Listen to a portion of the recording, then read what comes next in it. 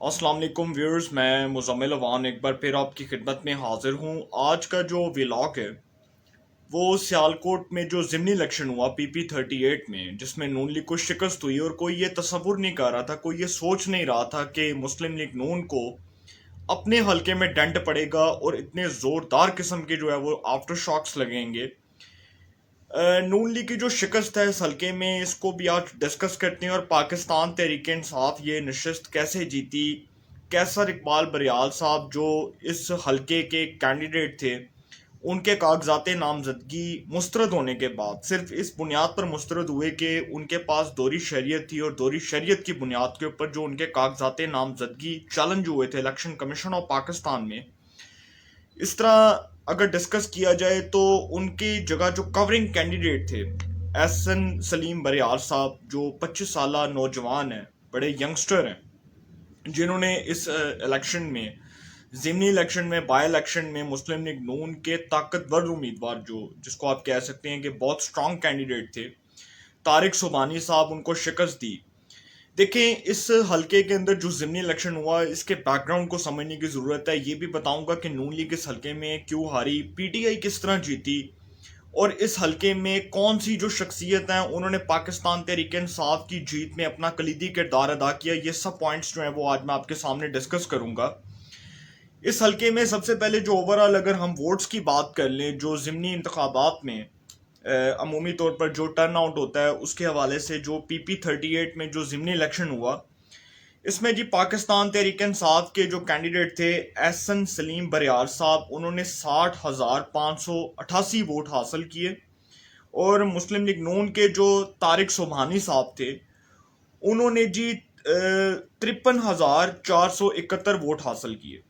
लगभग जो है वो 7,000 वोटों का फर्क था, और 7,000 वोटों की लीड से पाकिस्तान तहरीक इंसाफ जो है वो PP38 ज़िमनी इलेक्शन जीती। इसी तरह अगर 2018 की बात कर लें तो 2018 के अंदर जो मुस्लिम लीग नून के कैंडिडेट थे, चौधरी खुश अख्तर सुबहानी साहब, जो साबिक सूबाई वजीर भी थे, शहबाज शरीफ साहब के बड़े क्लोज थे, और उन्होंने जब तक शहबाज शरीफ साहब की पंजाब में गवर्नमेंट थी मुस्लिम लीग नून की, तब तक वो शहबाज शरीफ साहब के साथ बतौर एडवाइज़र भी काम करते रहे। अब इस हलके में जो चौधरी खुश अख्तर सुबहानी साहब थे, उन्होंने 2018 में 57,617 वोट लिए। और PTI के जो सैयद भली साहब थे, उन्होंने 40,531 वोट हासिल किए।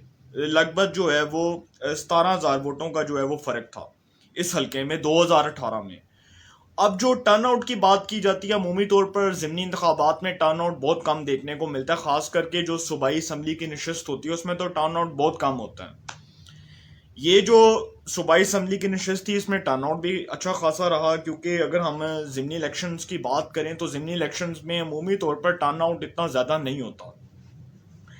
इस हल्के में जो पाकिस्तान तहरीक इंसाफ की जीत है उसके ऊपर बात करते हैं। पाकिस्तान तहरीक इंसाफ की जीत में किसने किरदार अदा किया, इस हवाले से बात करते हैं। जिस तरह मैंने आपको बताया कि कैसर सलीम बरियार साहब जो हैं, जिनके कागजात नामजदगी मुस्तरद हुए इस बुनियाद के ऊपर कि उनके पास दोहरी शहरियत थी, इसमें जी जो एहसन सलीम बरियार साहब, जो अभी जो रिसेंटली जीते हैं, PP38 का ज़िमनी इलेक्शन जीते हैं, उनके जो वालदे मोहतरम है सलीम बरियार साहब, उनका काफ लीग से ताल्लुक है, मुस्लिम लीग कायदे आज़म से ताल्लुक है, चौधरी परवेज़ लाई साहब की जमात से ताल्लुक है। और जो चौधरी परवेज़ लाई साहब की जमात है, उसके अंदर जो एक बड़े प्रोमिनेंट किस्म के जो अब वफाकी वजीर बन गए हैं, उनके जो साहिबजादे हैं मोनस सलाई साहब, उन्होंने उनसे मुलाकात की सलीम बरियार साहब से, और उनको मुकम्मल ताउन का यकीन दिलाया कि जी आपको इस हल्के में हम मुकम्मल तौर पर सपोर्ट करेंगे। और इसमें काफ लीग की जो मेजर सपोर्ट थी वो पाकिस्तान तहरीक इंसाफ की जीत का हिस्सा बनी। पाकिस्तान तहरीक इंसाफ की जीत में काफ लीग ने जो है अपना हिस्सा डाला, और उसके बाद पाकिस्तान तहरीक इंसाफ ये जो सीट है वो बड़े अच्छे मार्जिन से जीती, बहुत अच्छे मार्जिन से जो है उन्होंने इस हल्के में लीड किया। इस हल्के में अगर बात की जाए काफ लीग के साथ साथ एक बहुत बड़ी शख्सियत जिन्होंने इस हल्के में अपना किरदार अदा किया, वो जी ताहिर खुर्शीद साहब हैं। ताहिर खुर्शीद साहब जो इस वक्त उस्मान बुजदार साहब के प्रिंसिपल सेक्रेटरी भी हैं, और उनको नैब ने भी तलब किया था, उनके खिलाफ आई थिंक कोई केस था। वो जो ताहिर खुर्शीद साहब हैं वो एहसन सलीम बरियार साहब के ससुर हैं। ये जो एहसन सलीम बरियार साहब, जो सलीम बरियार साहब के साहिबजादे हैं, जिनका काफ लीग से ताल्लुक है, ये जो अभी ज़िमनी इलेक्शन जीती हैं, ये इनके ससुर हैं, सके ससुर हैं।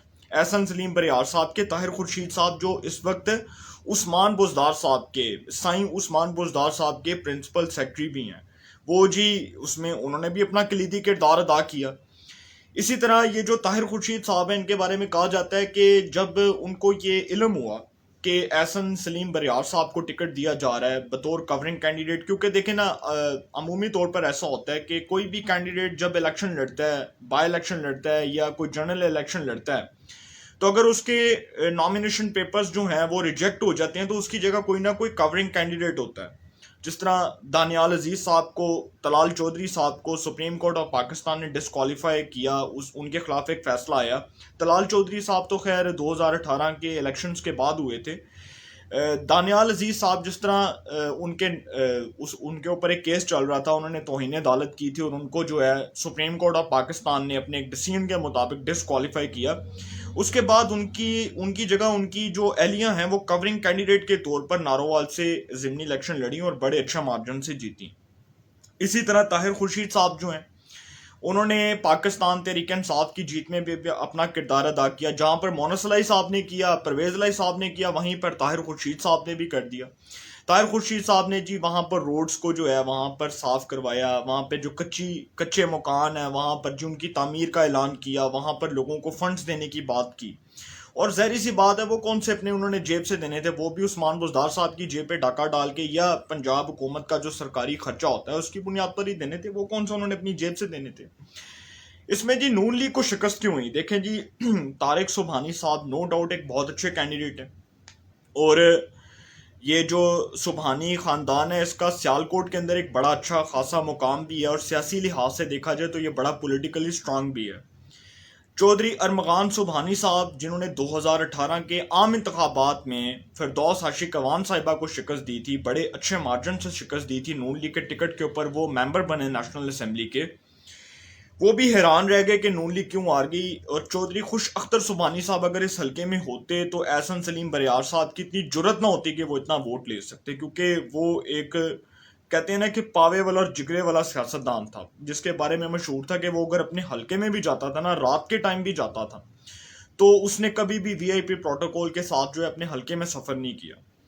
इसी तरह फिरदौस आशिक अवान साहिबा और उस्मान डार साहब का जो आपस में इत्तेहाद है, क्योंकि सियालकोट के अंदर जो इनकी आपस की लड़ाई है, सियालकोट में जो फिरदौस आशिक अवान साहिबा की, फिरदौस आपा की और उस्मान डार साहब की जो आपस की लड़ाई है, जो इनकी ग्रुप बंदी थी, वो भी ख़त्म करवाई गई। उसमें एक बड़ा कलीदी किरदार अदा किया गया। तहरीक इंसाफ की सीनियर क़यादत ने बहुत अच्छा फैसला किया और PP38 के इलेक्शन में तहरीक इंसाफ के अंदर से जो ग्रुपिंग थी वो भी मुतहरिक हुई, उसने भी अपनी ग्रुपिंग को ख़त्म किया और उन्होंने अपनी ग्रुपिंग को ख़त्म करने के बाद एक दूसरे के साथ जो है वो कांटेक्ट रखा, एक दूसरे के साथ कोलिशन किया, इत्तेहाद किया और PP38 के अंदर तहरीक इंसाफ को मेजर जो है वो एक बहुत बड़ी कामयाबी मिली, एक बहुत बड़ी जो है उन्होंने कामयाबी अपने नाम की।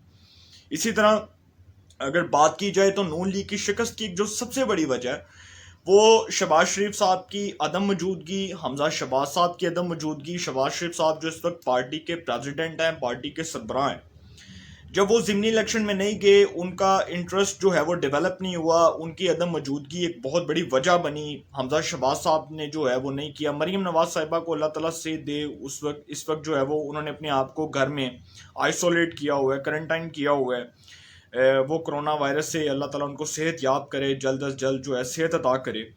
तो नून लीग की जो कुछ गलतियां हैं, जो नून लीग ने समझा था कि हम इस हल्के में जीत जाएंगे और हम इस हल्के में, क्योंकि नून लीग का काफ़ी सालों से इस हल्के में असर सुख भी है, तो नून लीग को ये लगा कि शायद जो है ये इस हल्के में नून लीग की कामयाबी बहुत आसानी से उनको मिल जाएगी, लेकिन ऐसा नहीं था। हर बार ऐसा नहीं होता।